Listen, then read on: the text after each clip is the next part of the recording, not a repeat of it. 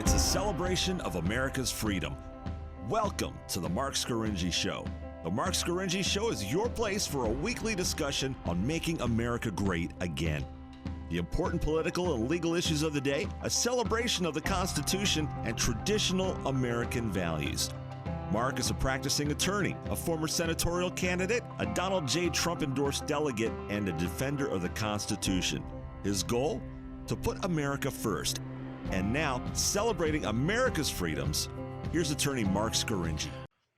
Well, good afternoon and welcome to the Mark Scaringi Show, and welcome to my listeners here on WHP 580 and iHeartRadio, and welcome to all of our listeners on Harrisburg 100 Facebook Live and some other Facebook Live programs we've got rolling right now. So you can tune in on the radio or on Facebook, and you can comment live or call in and give us your thoughts on the important political and legal issues of the day. You're welcome to call in at 717-540-0580. If you'd like to listen to prior podcasts of the show or read my biweekly columns on Penn Live or the Western Journal or American Thinker, or if you'd like to take a look at some great merchandise we have, you can check out the website at themarkscaringishow.com. And don't forget to subscribe to the Mark Scaringi Show on YouTube and follow me on Twitter or on Facebook. And today we're talking about the Republicans' push for more gun control. And here's today's opening statement. I'll deliver the opening statement, and then when I finish, I'd like my listeners to call in and tell me what they think about these red flag laws. Democrats are using the shootings in El Paso and Dayton to call for more gun control. Regrettably, Republican leaders are joining the call, from President Donald Trump to United States Senate Judiciary Chairman Lindsey Graham to our own United States Senator Pat Toomey. Republican leaders are calling for the enactment of so-called red flag laws. Sadly, our political leaders are quick to give up our constitutional rights just to look like they're doing something to prevent the next mass shooting. Yet even with more gun control, the shootings will continue, but our constitutional rights will be gone. In response to the latest shootings, the president declared in the White House, he gave a statement to the press. He said, "We must make sure that those judged to pose a grave risk to public safety do not have access to firearms, and that if they do, those firearms can be taken through rapid due process." And that is why I've called for red flag laws. That was the president's statement on red flag laws. And whenever you hear a politician say the phrase rapid due process, you might want to pause and take a step back and recheck and reread your Constitution. Although these laws may be well-intentioned, they'll be disastrous to our rights, subject to abuse, and ineffective in addressing the real problem. Nevertheless, State Senator Tom Killian and State Representative Todd Stevens, both Republicans, have proposed our own red flag law here in Pennsylvania. And of course, our Governor Tom Wolf is in support of that bill. Now, through this bill, a law enforcement officer or family or household member can petition the court without your knowledge, claiming you present an extreme risk of harm to yourself or to others. The judge will review the petition, again, without your knowledge or involvement, and if he finds that you're an extreme risk, he'll issue an interim extreme risk order compelling you to relinquish your firearms and prohibiting you from possessing any firearms for the duration of the extreme risk order. And by the way, you can rest uneasy because the definition of family or household members includes your ex-wives, your ex-girlfriends, and even your mother-in-law. So any chance this bill, like its sister law, the Protection from Abuse Act, will be abused in divorce, custody, or property dispute cases? You betcha. Now, once the order is issued, and still without notice to you, the sheriff will arrive at your door and request that you immediately relinquish your firearms. And trust me, this request will be more like a demand. Actually, the law requires the sheriff, when he arrives at your door, to request that you immediately turn over the firearms. The law also, however, gives you 24 hours to relinquish your firearms. Otherwise, you'll be charged with a crime and hauled off to jail. And either way, in my view, it's a recipe for disaster. In Maryland, a man was recently shot and killed by law enforcement officers who attempted to confiscate his firearms via an extreme risk order. So there are horrible consequences that can result from these red flag laws. And only when the sheriff arrives at your door are you notified of what's already happened to you in court.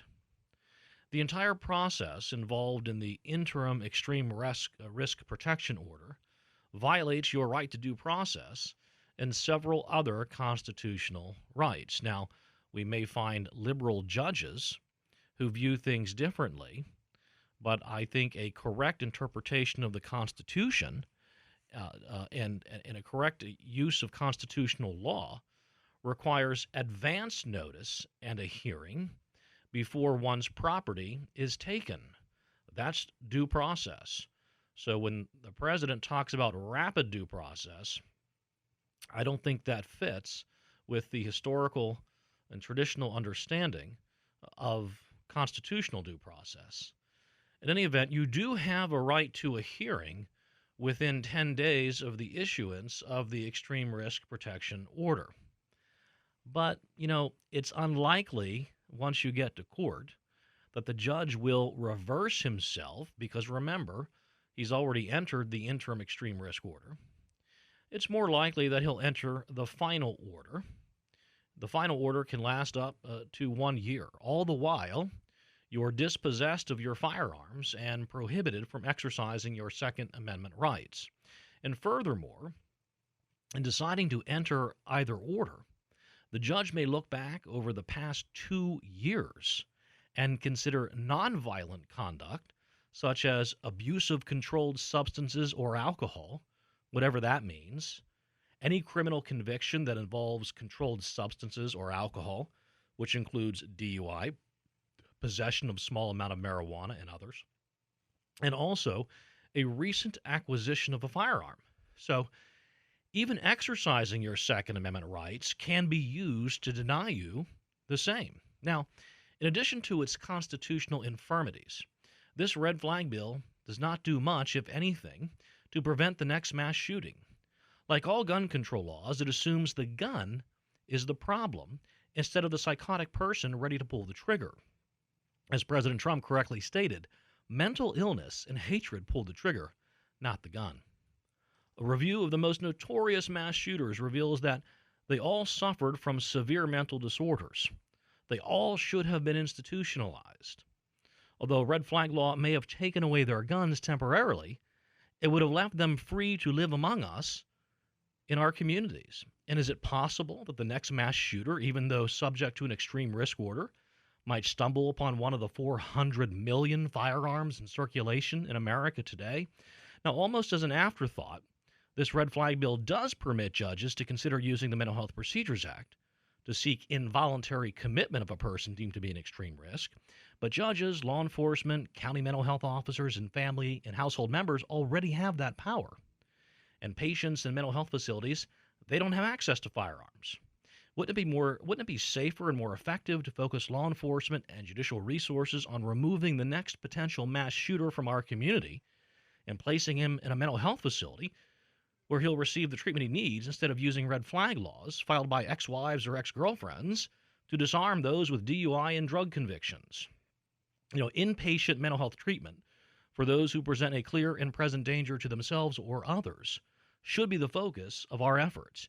Yet it seems those in favor of these red flag laws are more concerned about confiscating firearms than preventing the next mass shooting.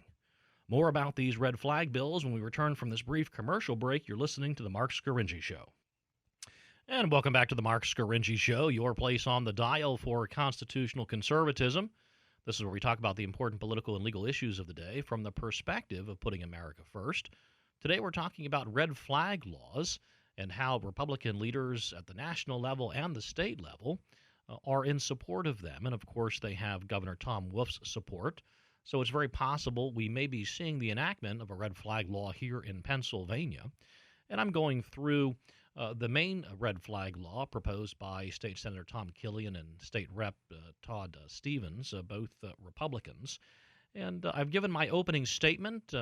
Obviously, I'm opposed to the red flag laws, but let's hear from our listeners. We'll open up the phone banks.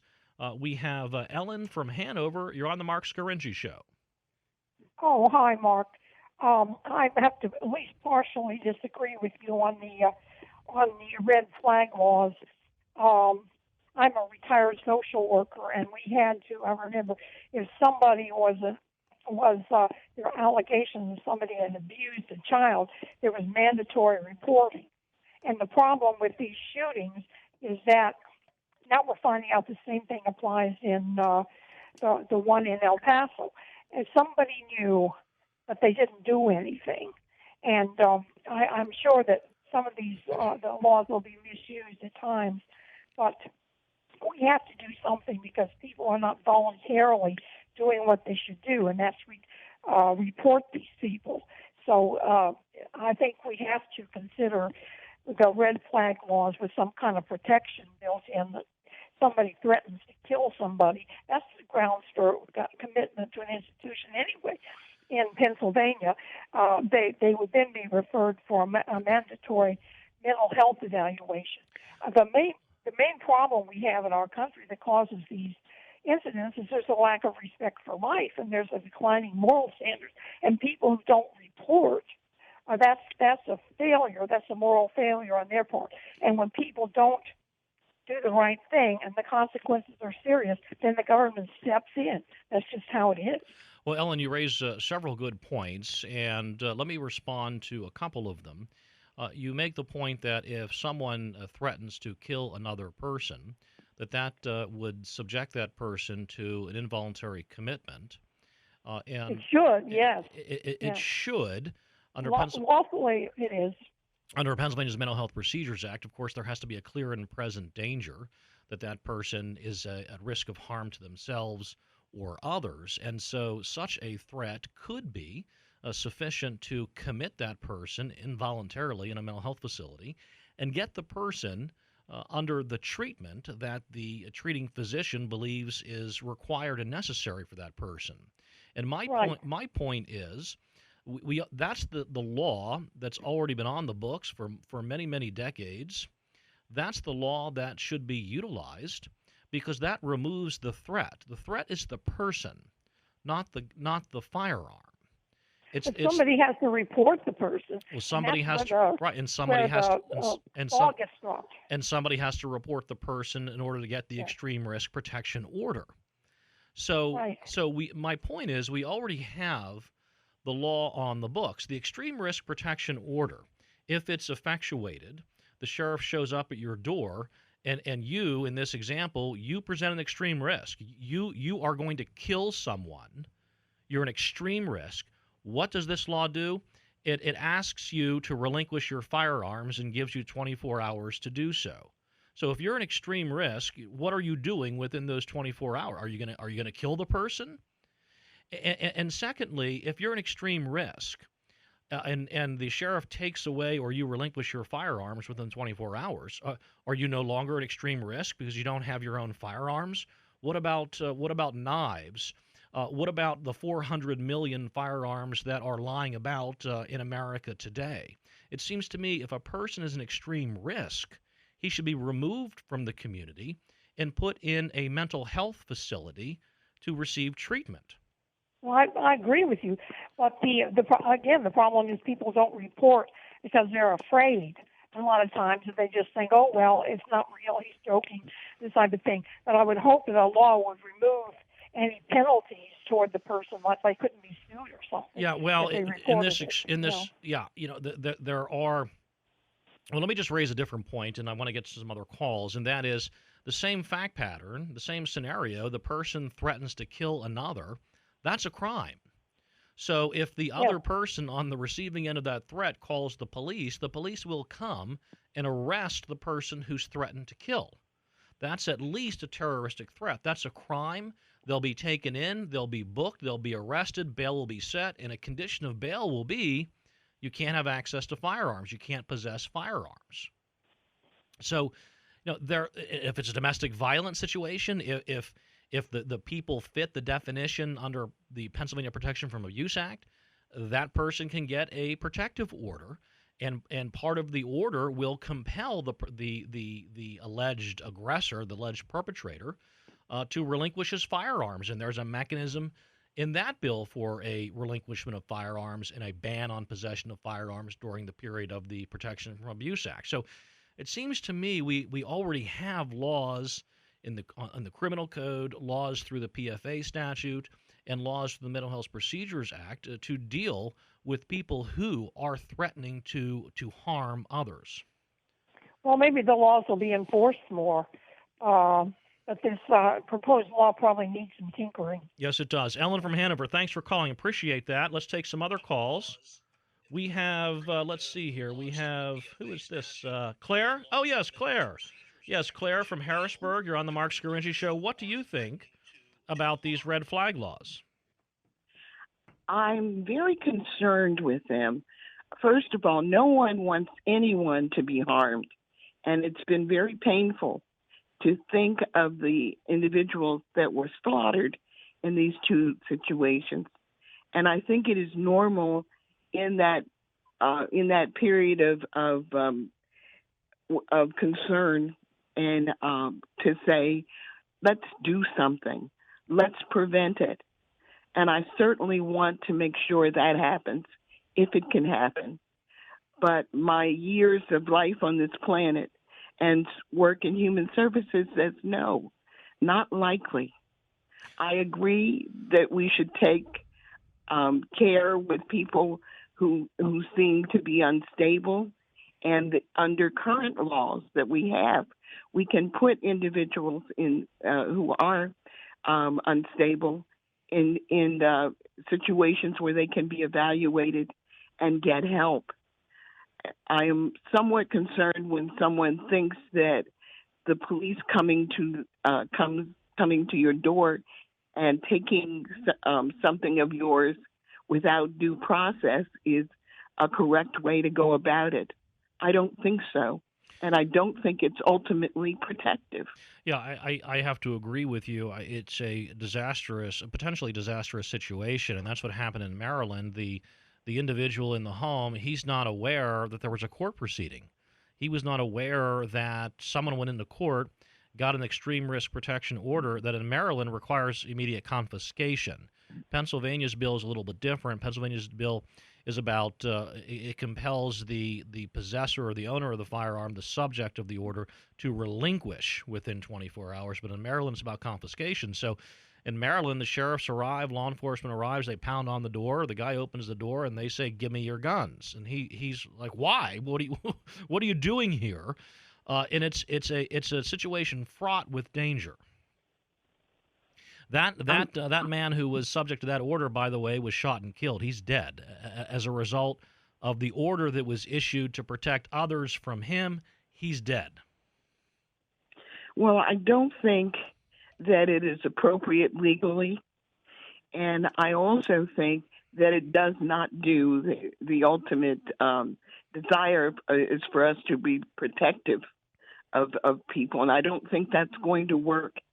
And I am afraid that the reality is, if there's something dark in your heart and something equally dark in your head, and you want to kill people, that there is very little we can do to keep you from executing that. And I just don't see it as legitimate. We ought to do what we can do under current Pennsylvania law, for instance.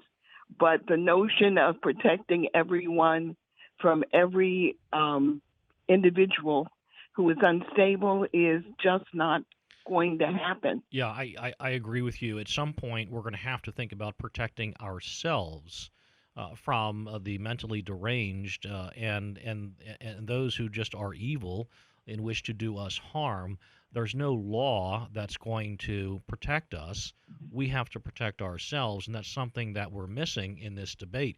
And another point, there was a stabbing in Santa Barbara, California a few days ago, where an individual with a knife stabbed and I believe killed 4 other individuals. So are we going to need a red flag law for knives too? Well, it's a good question. I just don't believe it is possible to totally protect us from each other, and that we ought to use reasonable, common sense. They talk about. I think due process and legitimate laws are necessary, but we can't simply do something because we are in a moment of pain, because we are likely to do the wrong thing. No. And we do not have, in this current desire to be protective, we are asking the thing which is not possible, which is protect me from all danger. Right. I am just not able to see that. Claire, Claire, thank you for bringing up. Yeah, and thank you for calling, Claire from Harrisburg. Some very wise points that Claire from Harrisburg makes. And stay with us after this brief commercial break. We'll be back in just a moment. And welcome back to the Mark Scaringi Show, your place on the dial for constitutional conservatism. We're talking about the important political and legal issues of the day from the perspective of putting America first. And you're welcome to call in at 717-540-0580. That's 717-540-0580, or check us out on one of the various Facebook Live feeds. We were disconnected temporarily, but we're back up on Facebook Live, and we're talking about the red flag laws that our politicians are promising us will prevent the next mass shooting. And we're kind of breaking down the bill that's been proposed here in Pennsylvania, has the support of the Democratic governor of Pennsylvania, Tom Wolf, and of course the Republicans who wrote the bill, a state senator and a state representative. Oddly, or I guess regularly, it shouldn't be odd or unusual anymore. Republican leadership are all about more gun control. They talk about liberty and freedom and the Constitution on the campaign trail, but once in office, it's all about what they can do to pass additional regulations on the Second Amendment right to keep and bear arms. And so let's hear from more of our listeners. We have Phil from Likens. You're on the Mark Scaringi Show. Will the red flag law prevent the next mass shooting? No, it will not, Mark. Okay. It will absolutely not prevent it. And furthermore, not only won't it prevent it, whatever happened to being represented in court? Whatever happened to you innocent until proven guilty? You're guilty until proven innocent at this point. Am I correct? Well, yeah. It's not criminal court where you have the presumption of innocence. This is civil court, but I get exactly what you're saying. I think and the way they killed that poor man in Maryland, they've got a wrongful death suit. Number one, no brainer. Number two, due process. The Constitution was totally violated. Right, and you come to my door. And the point you make about where's the presumption of innocence, it's almost as if you are presumed to be guilty, and then you have to prove your innocence by an overwhelming amount of evidence. And I take your point, and we've been doing Protection from Abuse Act proceedings. My goodness, I've done probably hundreds of them over the years. And in those cases, which are very similar to this extreme risk protection order, the extreme risk protection order is based in large part on Pennsylvania's Protection from Abuse statute. And if you are a defendant in a PFA proceeding, you are in essence, not legally, but practically speaking, you are going into court guilty. And then you kind of have to prove your innocence. Now, I say that in a practical way, not in a legal way. But I think I'm agreeing with the point that you raised, Phil. Yeah, that's what I mean. And we've taken the Constitution and stripped it. We've ripped it apart, stripped it, thrown it away, and put a big black X on it. Now, do you have any concerns about, in the definition of family and household member for the red flag law in Pennsylvania, it includes... And that's even worse. Well, even worse. Well, let me ask you, do you have any Yeah, concern in that definition? It includes ex-wives, ex-girlfriends. Do you have any concern about an ex-wife or an ex-girlfriend coming into court without your knowledge or involvement and seeking an extreme risk order to have you dispossessed of all of your firearms? Of course, that's ridiculous. An ex-wife, your mother-in-law, usually the most hated woman in America. Not mine, by the way. Mine is an angel and a saint. Yeah, you know what I mean. I've do. met ones that are total angels. But, you've always got some some mean-spirited old girlfriend that, came out of the woodwork that, look what they did to poor Bill Cosby. It cost him $500 million in defending himself, And we deal with these. My concern is there is a real opportunity to abuse the extreme, Big time. to abuse the process here, where you have an angry ex-wife or an angry ex-girlfriend, or vice versa, ex-husband or ex-boyfriend, father-in-law, mother-in-law, and there's a custody case or a divorce case or a property dispute, and all of a sudden one wants to get a little leverage or a lot of leverage over the other, so they come into court raising these allegations, and a judge and judges in most cases in PFA petitions also, they're going to err on the side of caution, not the Constitution. They'll err inside of caution over the Constitution, so they'll enter the order. Because they don't want to go home at night and open up the newspaper, although we don't open up newspapers anymore, we go online, and they don't want to read that the guy who was in front of them, the judge denied the protection from abuse order, denied the extreme risk order, and that person went out and harmed someone. So they're going to err on the side of caution. They're going to enter these orders. And that's judicial interpretation or judicial activism via caution rather than the Constitution. And Phil from Likens, I thank you for your call. I've got several other callers. I've got to get them on here. And as Art is loading them into the system, I did want to expand, if I could, the discussion we're having today to talk about what are the causes of these mass shootings. Is it easy access to firearms? As our liberal friends and our friends in the media would have us believe, they say, we'll simply remove the firearms and we'll end these mass shootings. Is that the answer? Others have raised issues such as, well, what about the fact that nearly every mass shooting incident over the last 20 years and multiple other instances of suicide and isolated shootings, they all share one common thing, and the overwhelming evidence points to the single largest common factor in all of these incidents is the fact that all of the perpetrators were either actively taking powerful psychotropic medications, drugs, or had been at some point in the immediate past before they committed their crimes. And is that the problem? There are many out there who are narrowing in on a common denominator in these mass shootings, and that is the use of these psychiatric, these these psychotropic medications by the shooters. And you watch these commercials on television, and they're always trying to get you to take these antidepressants and all of these very powerful pharmaceutical drugs.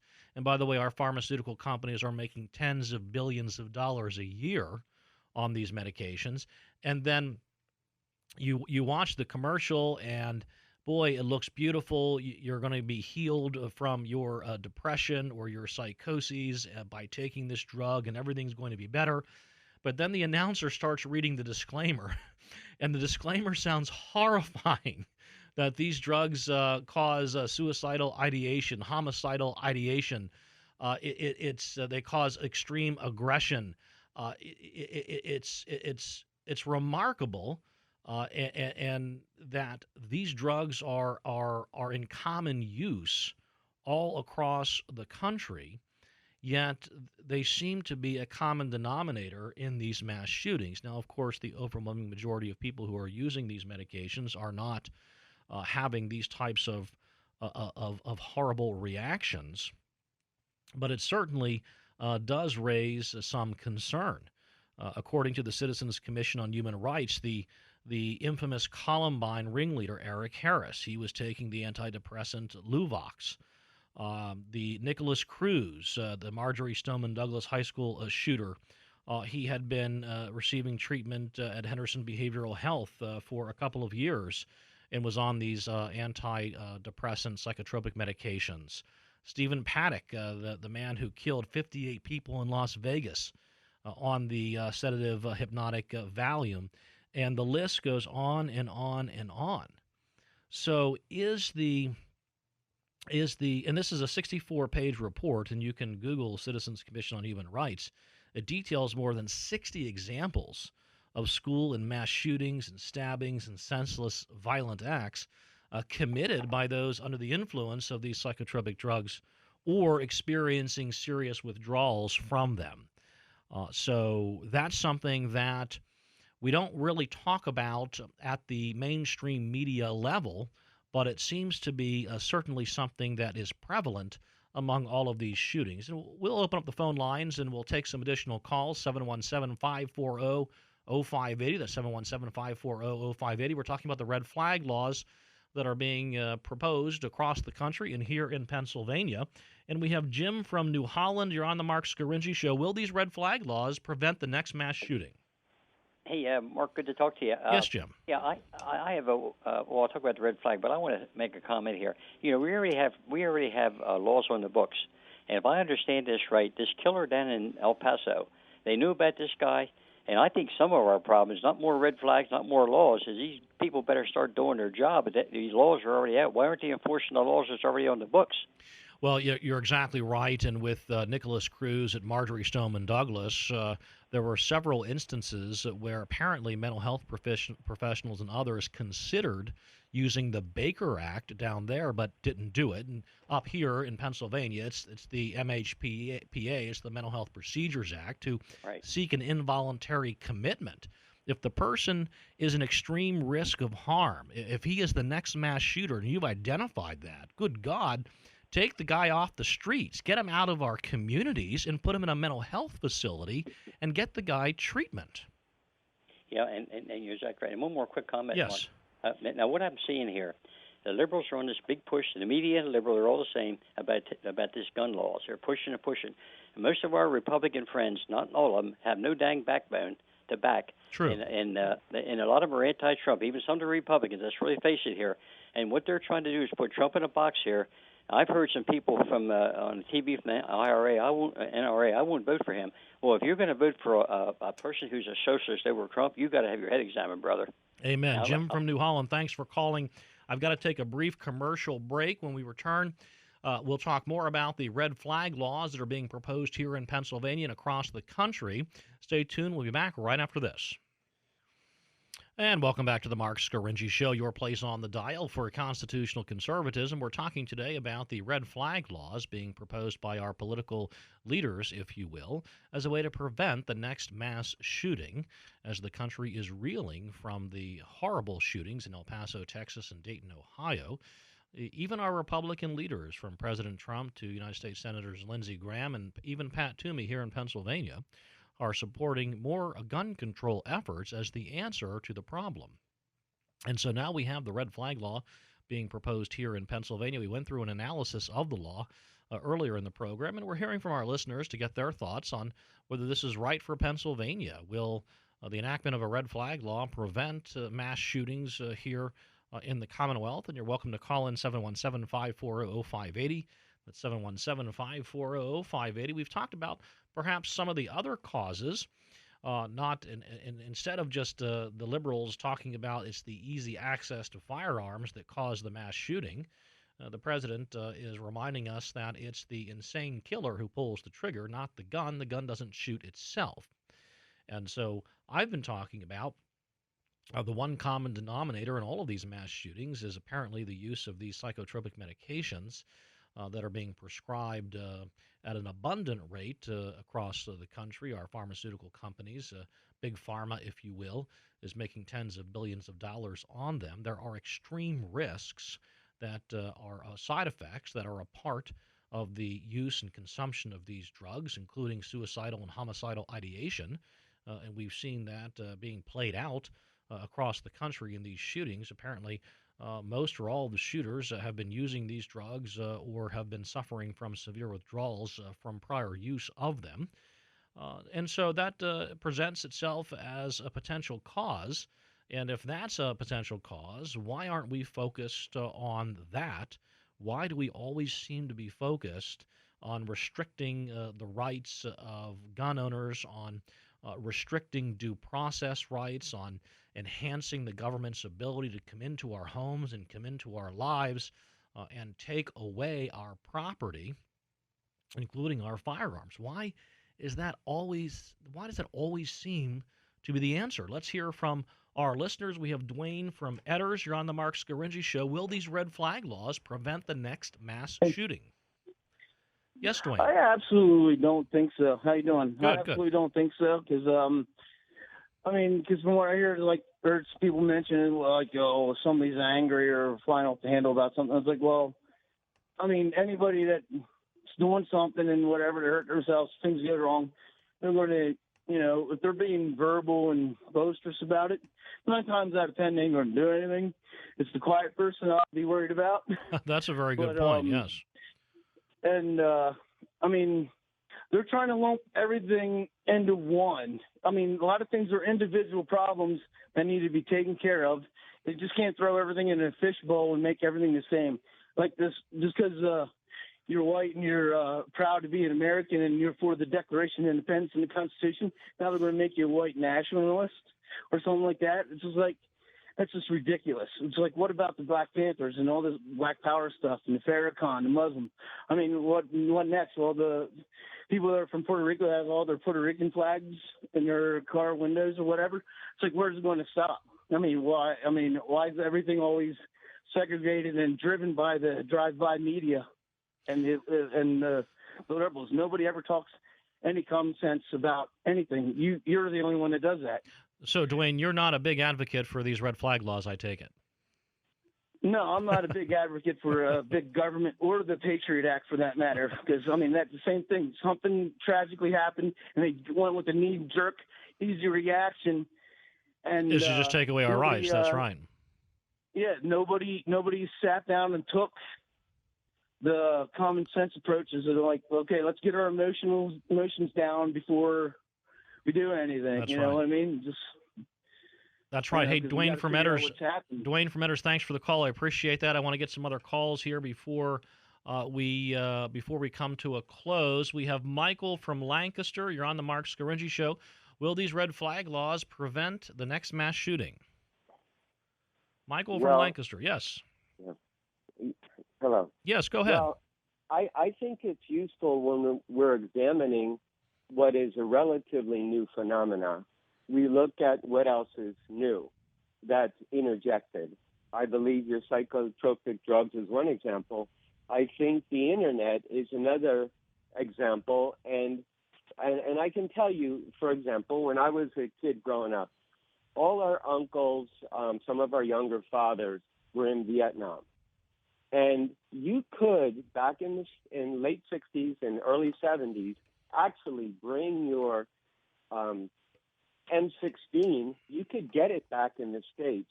And this would be the military version of the AR-15, which is what some of these or a number of these crimes are committed with. Right, yep. And I don't recall those M16s ever being used in mass shootings. Now, maybe they were once or twice, but it was, and these guys had been under a lot of stress.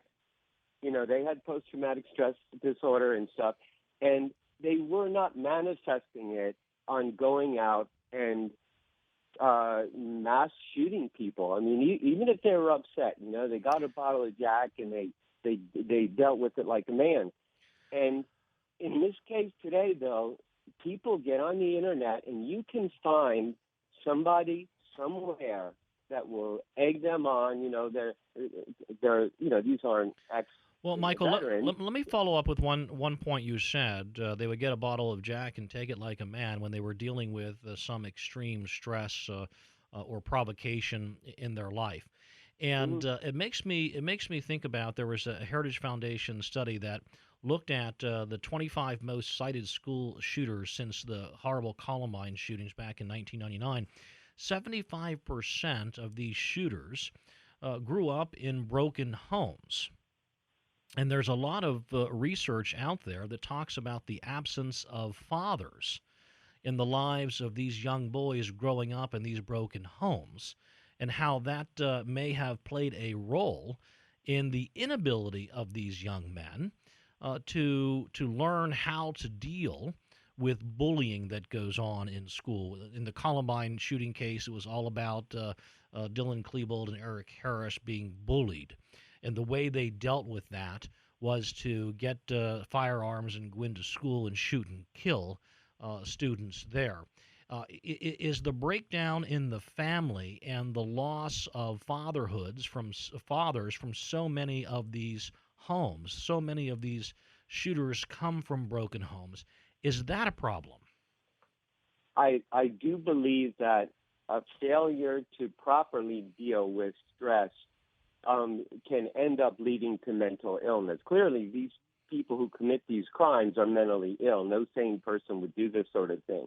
But what leads up to it is multiple factor. I think all of the things you're citing are probably play a role to edge a person who, for example, never was taught properly how to deal with stress. You know, who would do this? Who feels that killing a bunch of people is a route to vent their frustration? A normal person would not feel that. Well, that's right, and it's not an act of masculinity what these men are doing. It's the opposite of that. No, it's cowardice. They falsely believe they are acting masculine when they get guns and they go in and they shoot and kill. It's the reverse. Look at Nicholas Cruz, the Parkland shooter. He grew up without a father. He grew up without his adoptive father as well, and his adoptive mother couldn't handle him, couldn't control him. Adam Lanza, the Sandy Hook shooter, came from a broken home. He hadn't seen his father in years, and his mother couldn't deal with him. I'm concerned that it's the absence of a strong father in the homes and in the lives of these young men. A strong father would correct them and discipline them and show them how to conduct themselves and show them how to be a man. And it's certainly not grabbing guns and killing innocent people. Right. And that seems to be it's so divorced from the debate that we're having today. All we're talking about is more gun control. But why are these young men, why are these boys and young men, what is driving them to behave in such heinous and horrifying ways? Where are the fathers in these households? That Right. to me is the big problem. My father was killed when I was 2.5. And not having him around, though, that's not a reason for someone to go crazy.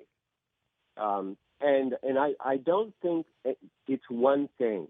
I tend to agree with all the things you're bringing up, that it is multiple things that come together and make somebody, unless it's a chemical imbalance, just a genetic thing, if you put together the factors that drive someone crazy, it is likely more than one thing. Yeah, well, I look at the Nicholas Cruz case and I look at the Adam Lanza case and I see those young men just riding roughshod over their single mother parents in their households. No one there to check those two men and to put them in their place and to discipline them and correct them for their terrible behavior. They were driving authorities to extremes.